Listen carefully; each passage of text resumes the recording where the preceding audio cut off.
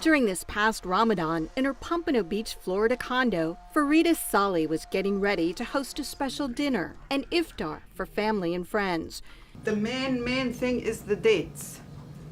It's a sunnah taken after Prophet Muhammad. During their holy month, Muslims traditionally fast from sunup to sundown and then break the fast with a celebratory group meal. Saleh and her veterinarian husband Mustafa immigrated to the U.S. from Egypt several decades ago. They belong to the Sunni branch of Islam. But several of the Saleh's guests and longtime friends were from the Shia branch. When I knew those people when I first came, I didn't ask, are you Sunni, are you Shia? And we became close friends. In many parts of the world, Sunni and Shia Muslims are locked in a deadly cycle of tit-for-tat violence. Here in the U.S., they live side by side in relative harmony. Saleh says she doesn't understand why fellow Muslims would attack each other. It's crazy, it's extreme, and I feel sad. Those are ignorant or brainwashed, because I don't want to blow up myself and say, for the sake of God, I want to do this, boom. This is stupid. I mean, we are here to spread peace and love. The Sunni-Shia divide began after the death of the Prophet Muhammad in 632 AD. Some Muslims who had become known as Sunnis believed his successor should be elected by the community based on merit. Others, who become known as Shiites, believed Muhammad's successor should be someone from his bloodline. The dispute was over who is going to be the successor, who is going to be the leader. It is dispute over power and privilege. Imam Abdul Hamid Samra is religious director of the Islamic Center of Greater Miami, a predominantly Sunni mosque which he says also welcomes Shiites. He says when it comes down to the basics, the pillars of Islam, the two share a common core. They all have the same book, which is the Quran. They all believe the same exact word, which is La ilaha illallah Muhammadur Rasulullah, which means there is no God but Allah, and Muhammad is his messenger. The vast majority of the world's Muslims, between 85 to 90%, are Sunni. Over the centuries, different rituals, traditions, and authority structures evolved between the two groups. Many observers compare it to the differences between Catholics and Protestants. Former Pakistani Ambassador Akbar Ahmed is chair of Islamic Studies at American University. The Shia tend to be more hierarchical, more centralized in spiritual authority.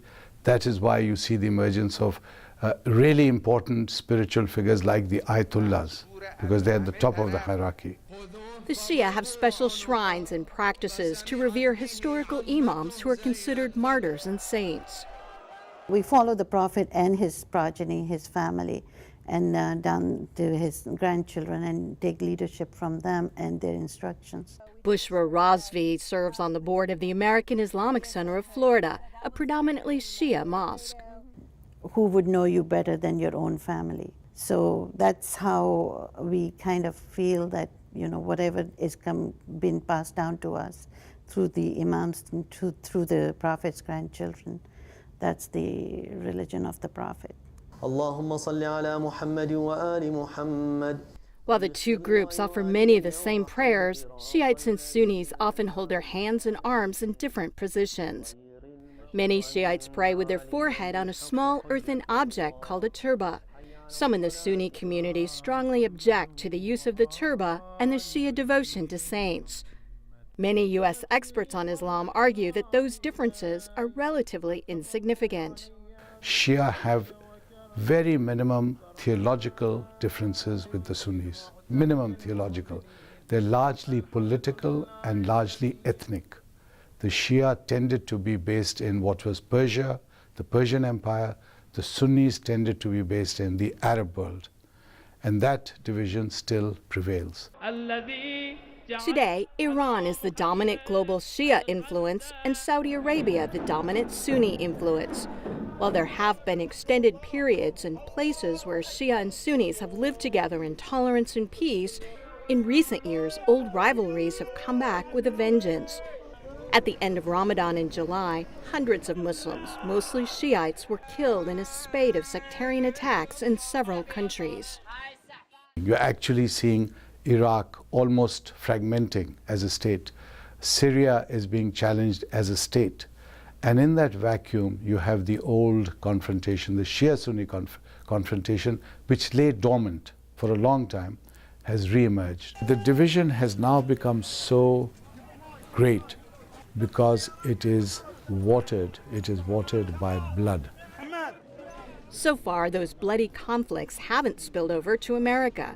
Scholars say that may be in part because both branches are minorities here. Tiny communities don't find it useful to kill each other because they're already so tiny in number. Secondly, we are in America. America is genuinely a pluralist society. So you have every kind of group here, every kind of opinion. So in this environment, the confrontation, the stark confrontation between Shia and Sunni is blurred.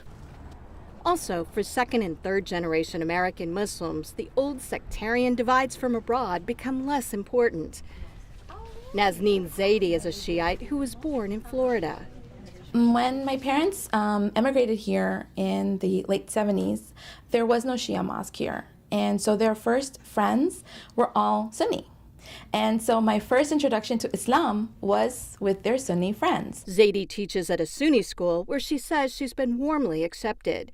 She's become close friends with some of her fellow teachers who are Sunni. As a Shia, I see myself as a Muslim first. Yes, I am Shia. I'm very proud to be Shia. But when I consider myself and somebody asks me what religion I am, I don't say I'm Shia. I say I'm Muslim. And I think that's how I identify, and I've always identified as that. Still, there have been some tensions between the two communities. Razvi says sometimes Shiites have not been welcomed at Sunni mosques. It does happen occasionally, but then it's a small segment of people that I personally feel might be ignorant because they may not have ever been exposed to some Shia people in their community or in their circle of friends, and they just think that whatever you're doing is wrong. This past Ramadan, her Shia mosque held a special prayer service where the two communities prayed together and then broke their fast together. It's become like an extended family. They're Shia, they're Sunni, they're men, women, children. And since it's an open environment, you feel more comfortable. Some worry that tensions could escalate as the U.S. Muslim community grows. Imam Samra believes any lingering prejudices can be overcome with education. A lot of those people, those extremists from both sides, they use people with less education, they use ignorance. He says his own faith has been enhanced through knowing Shiites. We respect one another, and hopefully we understand and learn from each other. And especially when it comes to something good, I would love to take the good thing from anyone. Many U.S. Muslims say the good Shia-Sunni relations here could be a model for other parts of the world. But Ambassador Ahmed fears that image gets overwhelmed by the anti-Muslim rhetoric of the current political cycle. The Muslim world looking at the United States is actually seeing images of Islam under attack. Nonetheless, he believes the positive message of Shia and Sunni living together in peace is one the world desperately needs to see. America can always be, and must be, to me at least as a new American, a beacon for the rest of the world. The world can look at America and say, look, here you have literally a lamb and a lion sitting together in harmony. Welcome, Bob. Thank you for coming. I'm Kim Lawton in South Florida.